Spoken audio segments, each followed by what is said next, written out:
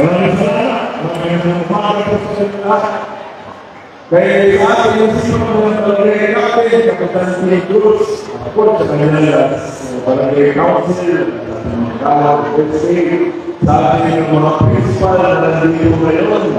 Salamat po sa survey din mula po sa ating Studio Office, siyempre sa ating mga konsyal, Councilor Umuya Lucid, mula po sa office din ang Panginoon si Kagalakoy, si siyempre, ating Councilor Blas, sa unang distrito, Councilor Toko, and sa ating lahat ng mga buo na volunteer, bayanihan, na programa na ngayon sa Brigada de Escuela, isa pong mapagpapala sa ating lahat. Alam nyo, ito ang ginagawa nyo sa mga pangyayahan ay kakaiba. Pero nakapagalitin ko lang po sa inyong kapitan na sana gayahin kayo ng ibang mahalagay sa atin. Alam nyo, totoo, alam nyo bakit? Kung ang full spiritual officer ay nagbigay ng paraan sa Pasig dahil siya ang host, Pasig City ko ang host sa regional Brigada de Escuela, buong NCR. Binalaw ito sa naraw, dito po sa kanahalan ng Rizal. Kung Pasig ko ay nagbila, alam mo ba ay nagbila? Pinagkaisa ang buong national capital level. Lahat ng nagsusunod sa buong Metro Manila, nagtito-tito po dito para sa dito sa ating lungsod ng Pasig. So sa ating nila, kung kaya nila ng buong ng gano'n, napakaganda po yung pinakawisan ng pagkakalisa. Dito sa mga nagsama po ang bilang sa lahat. Ngayon po yung po sa kayo masabay, dalawang branch ka na nagkakaso yung kami. Ibang gusto ka na kayo na hindi ba mas magandang pag nagkakaisa ang isang barangay? Hindi ba nagkakaisa sa mga pag nagkakaisa at nagkikipon ng isang komunidad para sa isang komunidad ang harap natin ay wala natin siya. Katulad ng sinabi ko sa tanaw, doon sa Brigada de Escuela ng SMR. Pag tayo po nagkakaisa, iba po ang ehemplo na pinagkakita natin sa ating kabataan. Yung ating aktol bilang sa mamamayan ng Pastelyo o bilang sa inyo na mga mamamayan na nagpapakita ng pagmamahal sa ating isulahan, pinagkakita natin sa ating mga anak ang tamang paraan kung paano magmahal sa ating pamilya. Malagalino sa kanya kung pamilya mo ang bayan mo, pero hindi mo ipapakita sa uling aksyon, kaya hindi na po nila sa huli ito alam sa ating mga. Kaya ito kung gagawin ang iyong kapitan sa television, ang iyong mga magawa, ang iyong mga pagkakota, sa ating mga teacher, sa iyong mga guro, ang mga dito, sa inyong lahat, sa inyong volunteers po, ang panayo sa mga sa kanila, tularan kayo ng ibang barangay. At bago ako magtapos, tatabihin sa akin ng English, katulad mo kayo sa electric pan. Kung magbibigay ko ang aking opisina ng sinuwet ng electric pan para sa inyo. At kaya naman sa ating mga tuturo,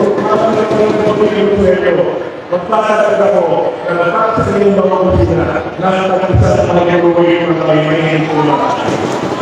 Okay, kung mauli po, dito na po ang mga opisina, ang narap ng palaseo, andito po ang City Council, ang talaga lang ako, proud sa ating mga councilor. Dahil lahat na nagreforma na nagawa ko na natin sa ating lungsod ng Pasig para maibaba, maidirect sa tao bayan, ang biyan na dapat na napagdat kayo. Sama-sama na tayo mga nagkaya natin sa pagdilipan ng ating lungsod ng Pasig. Mabuhay ang mga barangay ng taas, mabuhay ang lungsod ng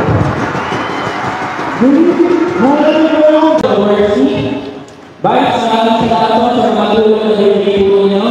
Pero nandito rin ang ating kaibigan, Konsenal Simon Romulo Tantopo. At siyempre nakikita ko na rin mo ang ating kakapit. Wala iba kung si Konsenal Bumoy Agustin. Alam mo ninyo, noong mga nakaraang 3 linggo ay pumunta ko sa amin ang grupo ko ng mga teacher. Nagre-request ko sila na teacher para sa Brigada Eskwela. Sabi ko, ma'am, hindi po kasi ako mahilig magbigay ng teacher. Pero ang gagawin ko po ay ipapatawag ko po si Engineer Arnold Ramirez, si Engineer Bukoy, si Engineer Bebot Reyes, at si Kagawad Seth Cruz, kasama si Kagawad Almar, para mag-usap-usap tayo kung ano ba yung mga pangangailangan ng schools ninyo. Ipatawag natin ang Ambahan High School, ipatawag natin ang San Lorenzo Senior High School, ipatawag natin ang Ambahan Elementary, ang Mabito Elementary at ang San Lorenzo Elementary School. Sabi ko na, instead of teacher, nag-request ninyo, ang ibabudget namin ay kung paano i-address yung mga problema ng eskwelahan. Dahil ang nakalagay problema sa mga CR, mga toilet bowl na aming papalitan, mga toilet, mga broken glasses, pintura sa rating, at hindi mo mga request natin sa rating. Kagaya ng rating sa 5th floor ng San Lorenzo Elementary School na meron pagkakauling ng mga elementary school, date sa Mabito at sa San Lorenzo Elementary School, mga problema sa power outage ng mga Meralco, para magkakaroon ng transporter, source ng power ng mga eskwela natin. Meron pa daw kitang amas sa mga school level yung ito. Yan mo ay pinilitan mo talaga ng unti-unti. At sa loob ng 2 linggo, masasabi ko po meron mo tayong mga maliliit na tagumpay, mga maliliit na mga healthcare, mga maliliit na nasagawa sa tulong mo ng ating engineering department ng city, building maintenance ng city, at siyempre ng ating barangay sa mga konseho at ngayon ng Soto. Yung diwa ng Brigada Eskwela, kung bakit mo ba tayo nagsasama-sama ko ngayon. Siguro mo yung teacher ay masakaliit na remembrance ng buong natin para mo sa ating Brigada Eskwela. Pero kung tutuusin, ang konsep talaga ng Brigada Eskwela natin ay dapat magtulong-tulungan. Gusto namin iparamdam ang mga mag-aaral ng barangay ng mag-aaral na isang ang kabataan ng bahay. Na nandito po ang estate, nandito po ang barangay. Katuwa mo ninyo, mga eskwelahan. Kung dati-dati doon nagsasagawa ang bawat eskwelahan ng kanilang ng launching ng Brigada Eskwela, simula ng taon, magsasama mo tayo sa barangay hall para iparamdam mo sa inyo. Kasama mo ang ating kapulisan, kasama mo ang ating DFP, kasama mo ang iba-iba ng mga sponsor mo natin. Dahil kailangan sila na makakibigay ng 100 meeting class para sa mga teaching na non-teaching personnel. Para mo na sa mga police na makakibigay mo ng waiting, grocery pack para sa mga nagiging natin. Mga tulong galing sa Globe, Sky, PLDT, Converge, Rotary mo at lalim sila. Ito mo ang esensya ng Brigada Eskwela, kung saan gusto natin iparamdam na hindi po kayo na nag-iisa, mga principal po natin. Gusto po natin iparamdam po sa inyo, nakatuwa po ninyo ang barangay. Dito mo sa nakatuwa po ninyo. Meron rin mo tayo 300 na tupad na i-deploy mo sa inyo mula sa inyong party list na i-aasay mo sa inyo, utusan nila mo sila kung alam mo yung mga kailangan mo ninyong pagawa mo doon. Meron na rin mo tayo 21 na makatalon para sa pintura na kailangan ninyo. Copyrights at hindi po copyrights. Yan mo ang kagandahan kung nagsasama-sama mo tayo. At natin ito next year. Dahil nakita natin na dapat magsama-sama para sa kaaralan. Ito ho ang pamamaraan ng barangay, ito ho ang pamamaraan ng komunidad para ho ipakita ang suporta natin para ho sa ating mga kabataan ang pangyayahan. Para ho sa ating mga PTA, para ho sa ating mga SNLD, para ho sa ating mga teaching and non-teaching personnel. Maraming salamat po sa inyong lahat. Alam ko, itong pagkakakot natin ay magiging umpisa para ang ibang barangay ay ako ng atensyon para suportahan ng mga bawat barangay ang ating mga eskwelahan at pag-aaral.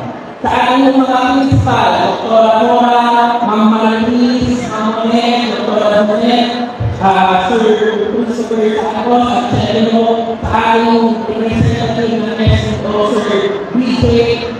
At ito ang commitment po namin sa barangay ng Lahan. Sa pamumunan mo ng ating commitment na allocation ng Mark Santos at sa asahan po ninyo na hindi kayo makikita sa mga programa ng barangay ang commitment po namin. Dahil po sa mga policy at hindi po sa budget ay nalaan ng automatic 1% para po sa barangay school board po natin.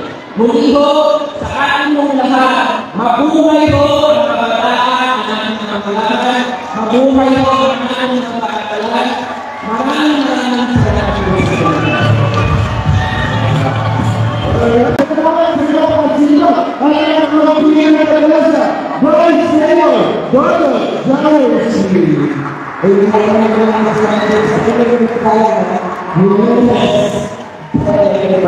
Kasi bagay sa ating mga pangalaman ng electrical na i-donate na ating balance ngayon. Let's share bagay natin. Diyan ang mensahe ng ating mga principal would like to thank the Rotary Club of Pasig North. At syempre maraming salamat dito sa Pasig Boss Lions Club. Maraming salamat sa pagsusulat at pagtulungan sa lahat ng mga bayan. Syempre ako malis kami nakita ko na ang SA Sherman. SA Sherman, salamat. Hello, maraming salamat sa Station Stars. At syempre natin, bago tayo dumakas sa ating mga rapong winners, nais kong i-announce na hindi na ito sa Brigada Tito. Kasi hindi naman nanalo ba? Bukod sa rapo, hindi naman nanalo ba? Ay, yes, Fireman, totoo yan. Meron tayo pa-award for Best Delegation. Yes, kung sino ang may pinakamaraming delegate sa bawat school dito sa barangay yan.